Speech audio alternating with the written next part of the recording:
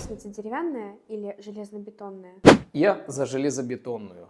Она не барабанит, как деревянная, она противопожарная. И при строительстве, когда вы строите здание, то есть вот бетонный пол, бетонный потолок, железобетонные колонны, лестница заливается одновременно вместе с плитой перекрытия, и получается очень мощный железобетонный конструктив.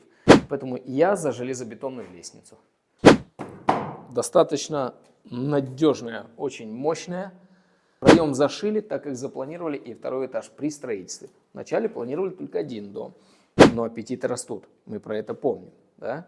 Поэтому потом все говорят, стройка это на года. Конечно, если вы планировали квартиру купить 50 метров квадратных или 60, начали строить дом, построили 60, а почему еще бы один этаж не построить? Можно и еще на несколько лет откинуться от своей мечты.